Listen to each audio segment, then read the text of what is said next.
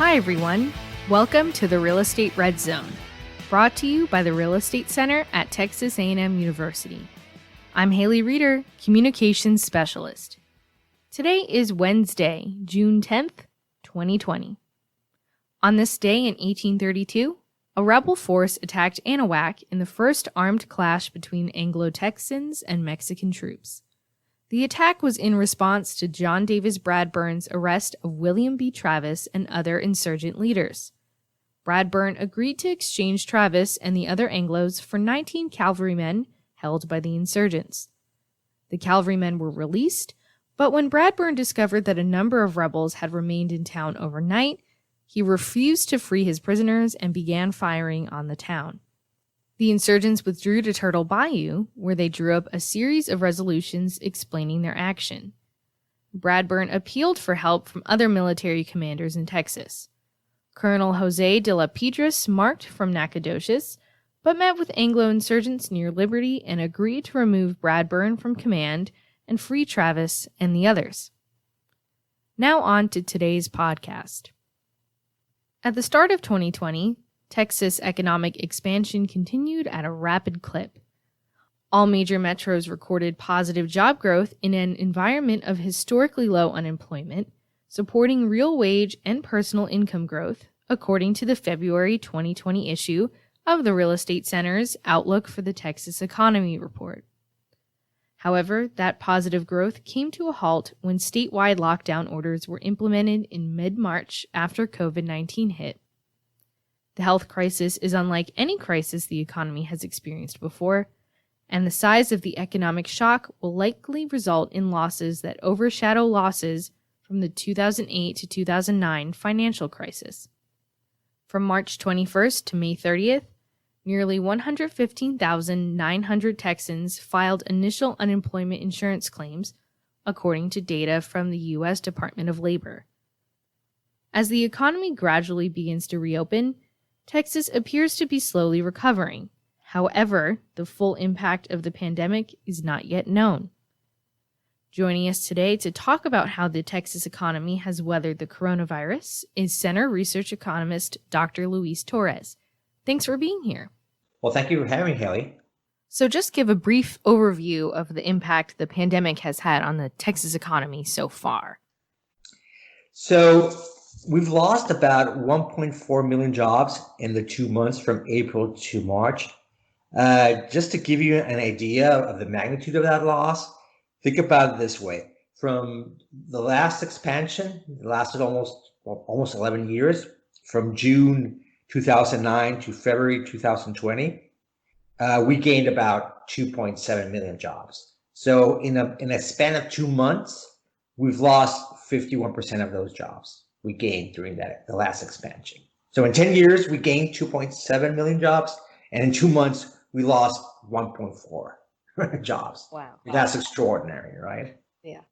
So also, the number of unemployment claims from March 21st to May 30th, about 2.3 million people have filed for unemployment. That's also a staggering number.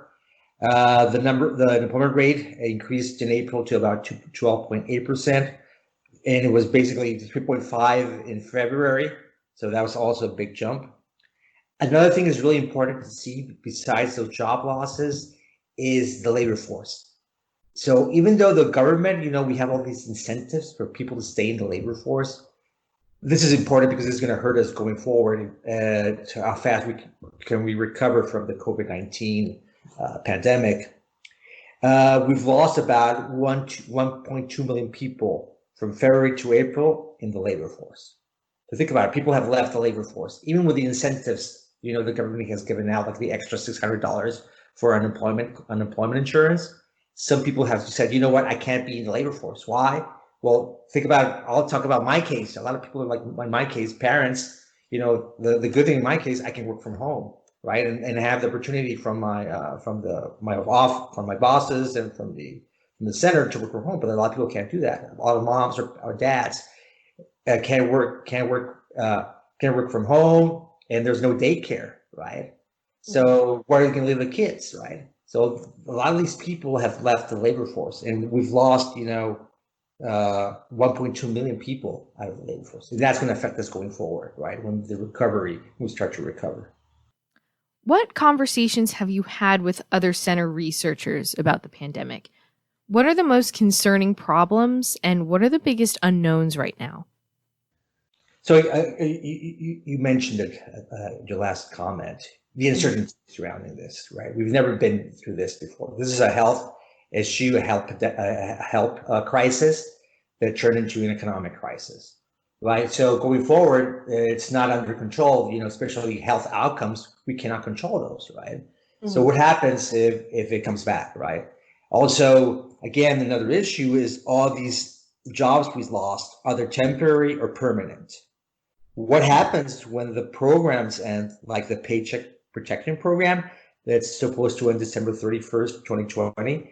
So what happens when that program is supposedly, the idea behind that is for businesses, small businesses, not to fire the workers, keep them on the payroll, and they get loans for that, right? Now, again, there's a lot of debt right now, accumulation. All these programs are loan-based programs. So what happens when we have all these the amount of debt we are accumulating, can we pay it off in the future? That's also at the federal level, that's also happening with the CARES Act. Again, forbearance with mortgages. What's going to happen when, the economy starts to open up? Are these people going to be able to pay their mortgages? Are they still going to have a job? How about the rent payments? What's going to happen to the people with the rollback rent? Are they going to be able to pay that rent? That's another question, right?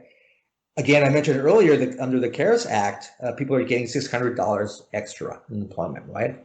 So what happens when that ends? It supposedly ends in July 2020. So when that happens, are these people going to go back to the labor force? Are they going to be able to go back to the labor force, find a job, pay their rent?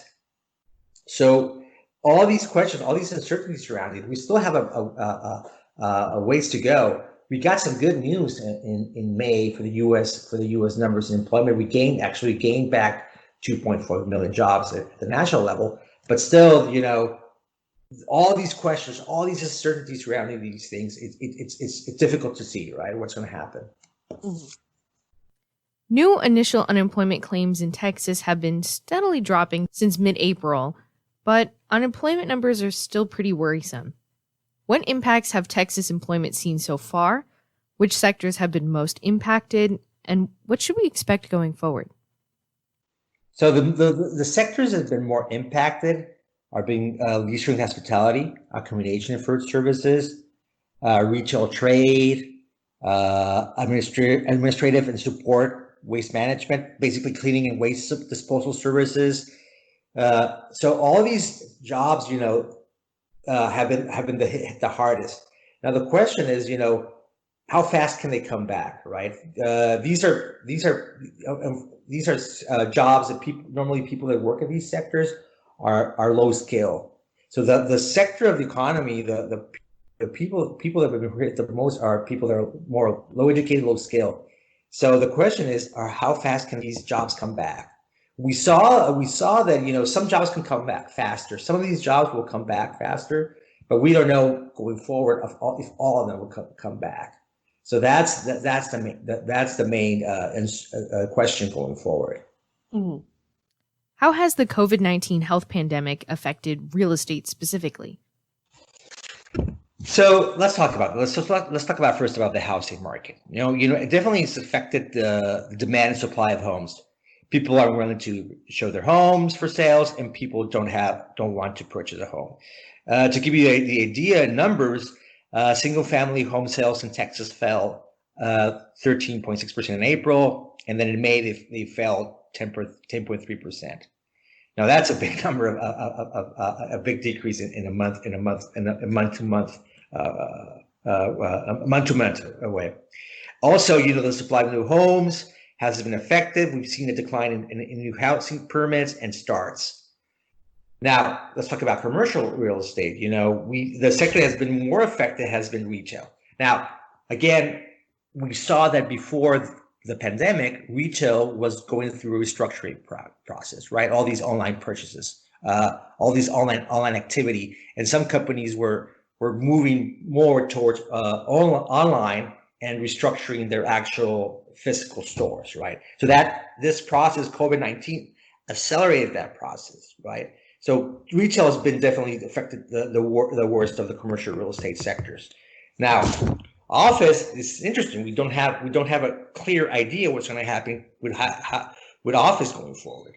Yes, it is also accelerated the process where people can work now from home, right? So is that going to be a permanent trend? Now, not everybody right now can work from home, right? There's a statistic out there that about 37% of Texans can work from home. So here is interesting to see how if this short run impact can have a long run impact. But definitely, it's accelerating the process. Now, the sector that's done well during the pandemic is warehouse and industrial. Why is that? Again, we saw this pattern before COVID-19, and it's now helping it during the COVID-19 economic crisis. Why? Why did it happen? Because you need centers for distribution, right? For purchasing goods online. So that sector, it wasn't hurt that bad. In some cases, some jobs were gained in that particular sector. And industrial, you haven't seen a drop off in industrial. Now, let me just add one thing. There's a simple relationship. If you were to graph unemployment rates by MSA or by US or for the state of Texas. Let's say in this case, we graph the unemployment rate for Austin and we graph it against the vacancy rate in industrial, retail, and warehousing. And we could do the same thing for the other MSAs, for Dallas-Fort Worth, for Houston, for San Antonio. There's a cool relationship between them. If the unemployment rate goes up, vacancy rates go up. If the unemployment rate goes down, vacancy rates go down. So what's going to happen? Vacancy rate, unemployment rate, as I mentioned to you, went up in Texas to 12.8%. Vacancy rates should increase in all these sectors, right? But a lesser degree, right? Warehouse would be the one that would be less affected. But definitely the other two sectors, we would see an increase in vacancy rates going forward. What other sectors of the economy have been hit hard by the pandemic, and what sectors came out relatively unscathed? So definitely the energy sector, right? The energy sector has been hit hard, and it's affecting Texas. That's where we have that double whammy affecting the Texas economy, right? The energy sector. So why? Of course, there's no demand right now for gasoline and energy products. Is the whole world economy shut down. So that affects, there's no movement. If you look at the stats of the graphs of people moving, transportation around the world is basically because of the great shutdown, as it's been called. There's no demand for oil. No demand for oil, and we still had that big amount in output, although output has decreased. Supply has decreased, but still demand was a strong shock, a negative shock. So the energy sector has been hit hard. Now, with sectors, if I mentioned earlier, the warehousing sector, also high-tech, high-skilled workers, high-tech companies that you can work from home. Those have been hurt have been affected less by the crisis. Mm-hmm. We all keep hearing about how we're going to come out the other side of the pandemic having changed. Things will not be the way they were before. In what ways do you think Texas will be different, specifically in terms of the jobs people have and how they carry out those jobs? So again, here's really important to mention this. I know we talk about this shock. But what history has shown us, right? To change human behavior, you need a long run impact, right? This still looks like a short run impact, right?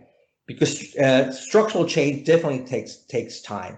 What we've seen is that we've seen those processes that were already in play, like the retail restructuring, the warehousing part of it for distribution because of the purchase of online, the working from home. Those processes have definitely accelerated, right? Mm-hmm. So going forward, I think that's one of the things we're going to look at, right? Just to give you an idea, think about SARS in Hong Kong, another pandemic, right? It happened. Actually, office didn't change that much or behavior in Hong Kong. Office didn't change that much. Again, another effect, another negative was, September 11 on New York. At that moment, a lot of people were talking about, people are not going to live in New York. People are going to move out from New York. People don't want to work in big offices, and it didn't happen. So think about it that way. Change is not that easy, especially, when you have a temporary shock. Definitely, I do see that for Texas, we're going to accelerate that process. In the case of retail, working from home, we can. And maybe other jobs that we didn't think we can work from home, we're not going to work from home. Also, automation could accelerate the process of, since we can't have the workers here, let's automate more of the job process, right? Again, but it's really important because going forward, we need to retool our workforce, educate, because again, if we see the data, the people that are being hurt the most are the low-skilled wage workers. And the ones that are not being harmed or being in some cases benefited are the ones that are high-skilled wage workers, because some of them can work from home. We should look at creating policies, again, to educate our workforce. I think that's going to be primary. That's going to be really important. Make that transition, help those people that are low-skill, give them education, tools, to transition from that low skill to maybe medium or even high skill jobs. Well, thanks again for coming on to talk to me. Thank you, Haley. Thank you for having me. Thanks again, Luis. For more info on COVID-19's impact on Texas, check out the Real Estate Center's Economic Indicator, which was just updated yesterday. We post a link to the latest report on our podcast webpage and in the YouTube description box. Don't forget to subscribe to email notifications so you always know when this report is updated. If you're looking for more COVID-19 related news, check out the Center's News Talk Texas database. We've included a link to multiple relevant news articles on the podcast webpage, as well as a link to Recon, that's Real Estate Center Online News. That's our bi-weekly newsletter that sends you all the biggest headlines in Texas real estate. Subscribe for free so you always stay in the loop. If you're looking for more from the Real Estate Center, check out our research library. It includes a wide variety of economic reports and real estate articles. Our latest topics include age demographics and housing demand, McAllen-Edinburgh missions economy, smart homes, contractual obligations during a pandemic, and more. We included a link to the research library on our podcast webpage. That's going to be it for today's podcast. If you want more from the Real Estate Center, head to our website. That's www.recenter.tamu.edu. There, you'll find the latest data, research articles, blogs, news, and more. To stay up to date on when articles are published on our website, follow the Real Estate Center on social media. You can find us with the handle @RECenterTX on Facebook, Twitter, LinkedIn, and Instagram. For more podcasts like these, you can subscribe on iTunes or to our YouTube channel. All podcasts are also available for free on our website. Thanks again for joining us today in the Real Estate Red Zone, brought to you by the Real Estate Center in College Station, Texas, where we've been helping Texans make the best real estate decisions since 1971. This is Haley Reeder. Stay safe, and I'll see you next time. Bye.